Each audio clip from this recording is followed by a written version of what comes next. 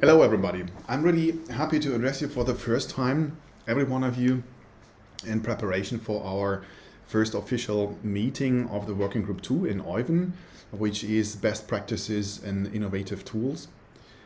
As you might have heard, we have now the second management committee meeting on the 15th to 18th February, and the working groups in EUVEN have separate meetings. I'm happy to coordinate together with Eyvind Undheim the second working group, and I prepared this video as a Kickstarter for a very efficient meeting. Due to some difficulties time-wise, we could not manage to have a first preparation meeting, but I think that recording can cover that quite nicely. All right, so let's go into detail for first strategy discussion and to transport what Eyvind and I thought is the best strategy for Working Group 2.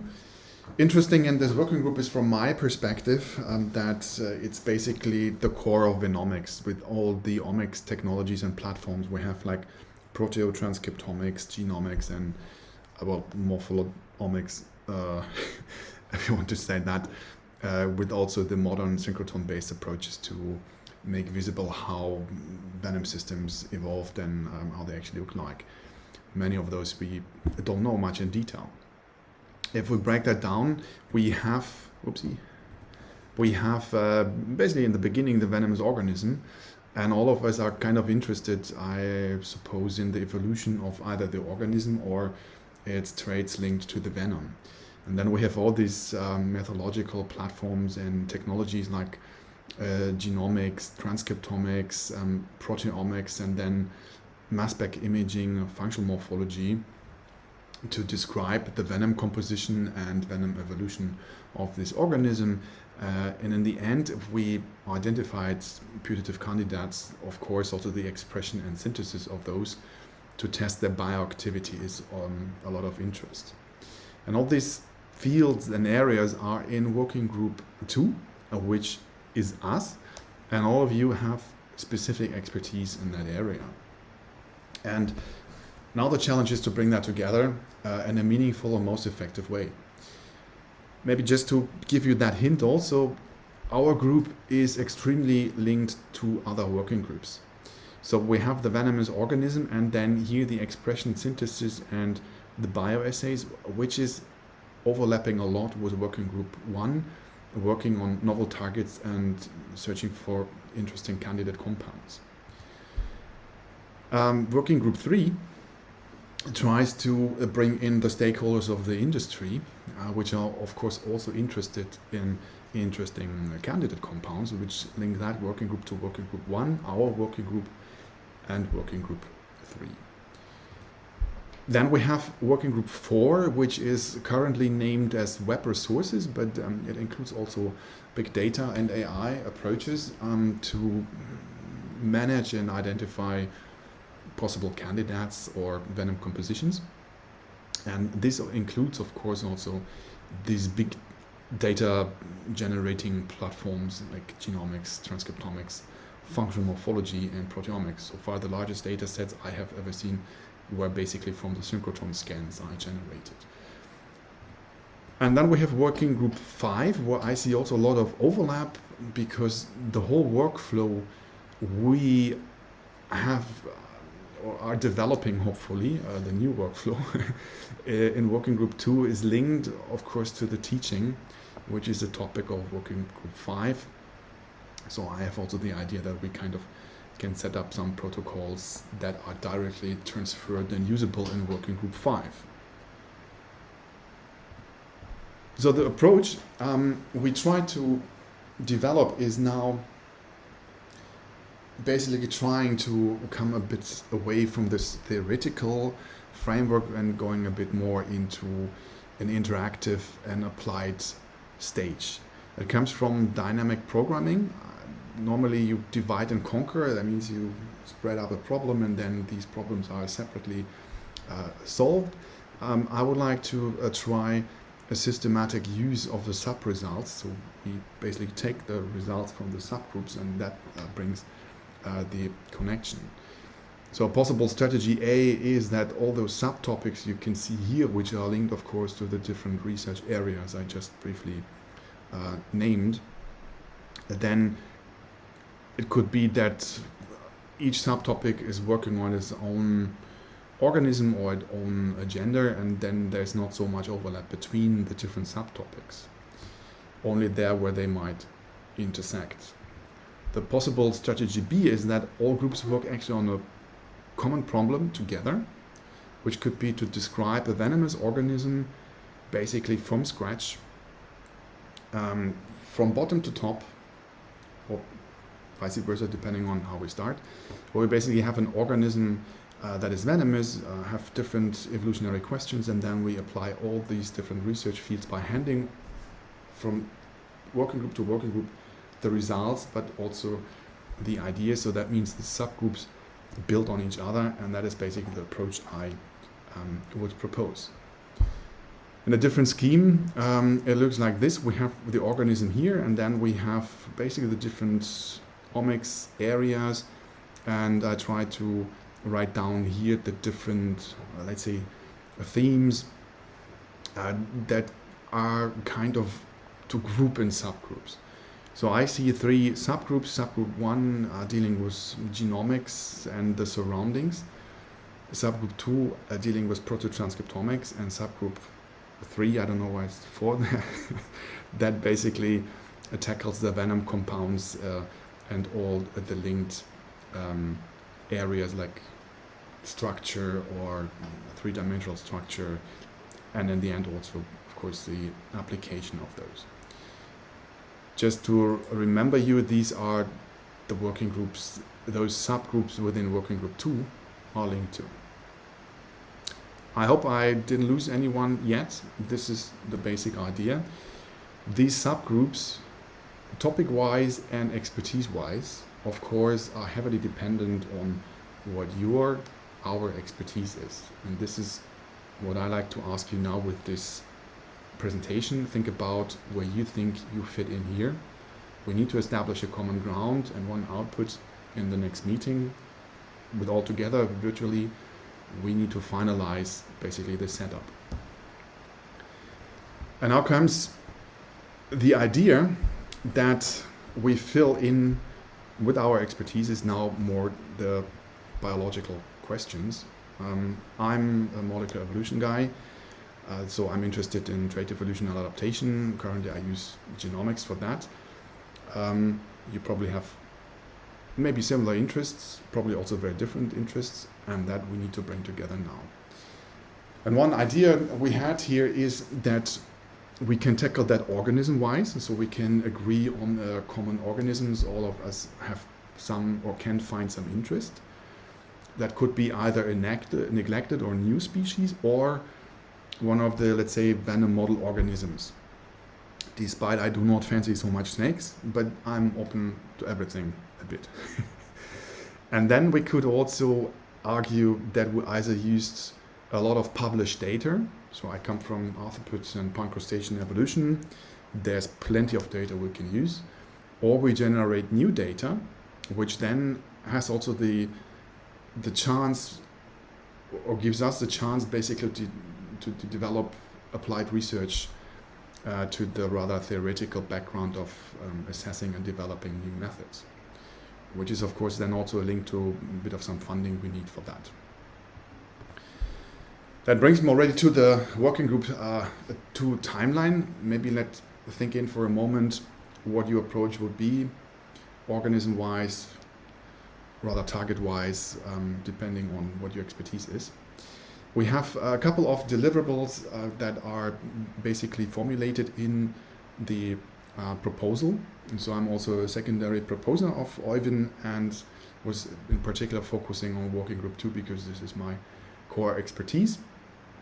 And one of the deliverables we agreed on is that we deliver kind of a white paper or review on innovative new methods and tools in venomics until the August this year, August 2021. I think that is doable.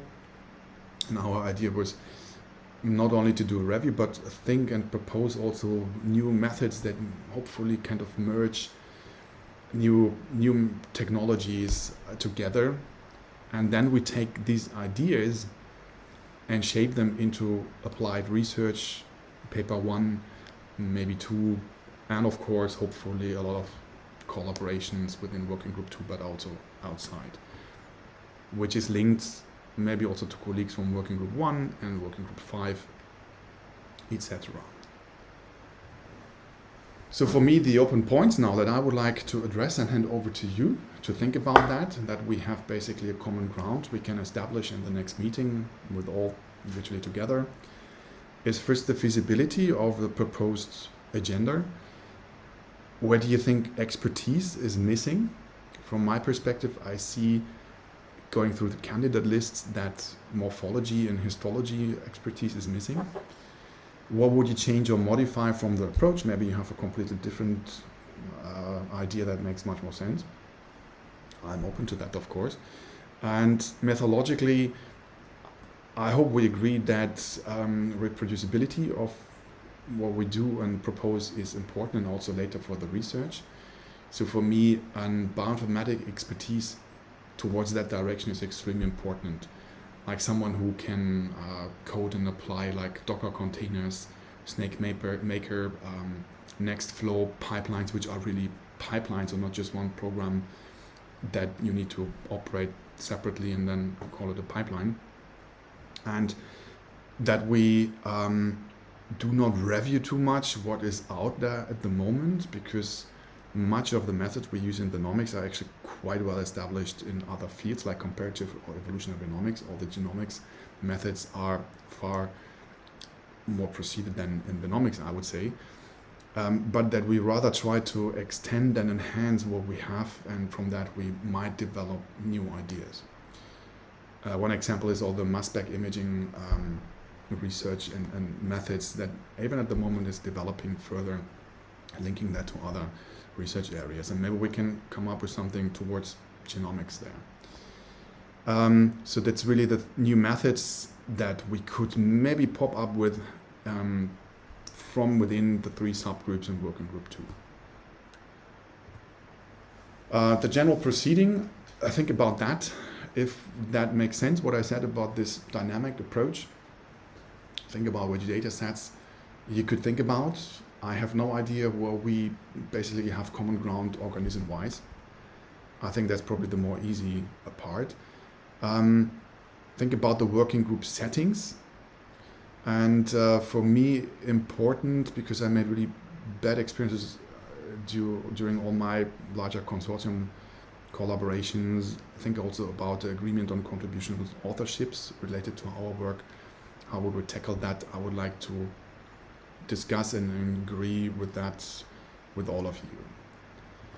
And that brings us now to the part where it goes into detail.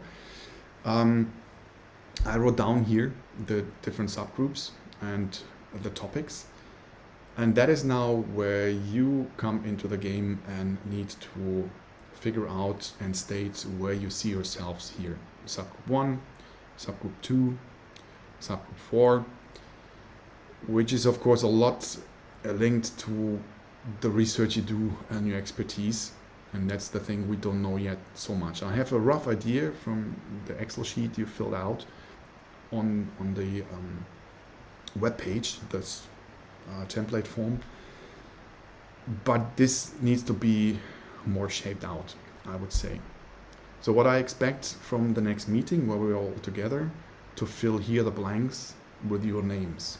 And that is also linked to the possibility or ability you have to bring into the different working groups in form of leadership or steering some areas in the subgroups ahead.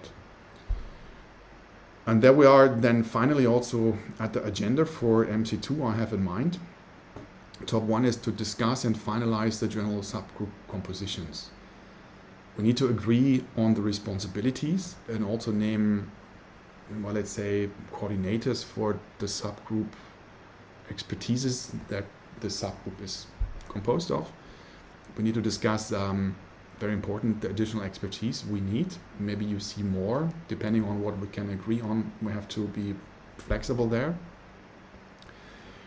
And then we have to finalize the planning of the first deliverable we agreed on, which is this white paper review.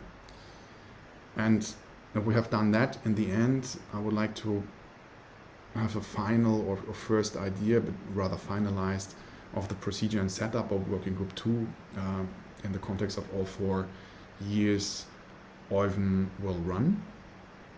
And I would propose that we might finalize that in a second upcoming meeting 1 to 2 weeks after the MC2 conference, where we could vote and finalize everything in case we didn't manage that on MC2. To give a first pitch of the white paper, Evan and I had the idea that we basically break that down also in sub-chapters, linked to the subgroup topics and the research topics everyone is an expert on. And each sub-chapter is led by someone and steered ahead. And author positions are then contribution dependent on what input you gave. The more you gave, the more senior your authorship should be. This is a point I like to clarify and really agree with everyone without bad blood that we have really no bad feelings there. I also will create a common communication platform. I think it makes sense to do an extra Slack platform with subgroup channels. That means that we have subgroup 1 genomics, there will be a separate Slack channel for proteotranscriptomics, a different one. And I had in mind that we could also later, in a later stage, maybe do something like a lab protocol channel that could one-to-one be taken then by Working Group 5 in the training to see what we did or what makes sense maybe method-wise. I will give you the link to that channel within a couple of days, latest beginning of next week, in the mail where the link to this video will be included. All right, I think that's pretty much it. I'm looking forward to discuss that a bit more in detail. I hope this format suits you. It's kind of also born out of the idea that we have a lot of digital teaching right now. And I think it's important that you make up your mind yourself a bit, what you expect from this working group, what you can do, that you separate a bit what you like to do and what you actually can do. That's a big difference. Also for me, I would like to do so much, but I'm quite hindered time-wise right now. And then we really have a good common ground to be most effective and productive. With that, I would like to thank you, and I'm really happy to see you soon, all unfortunately virtually, but at least we see each other in the Working Group 2 meeting, in the MC2 conference in a couple of days. Thanks.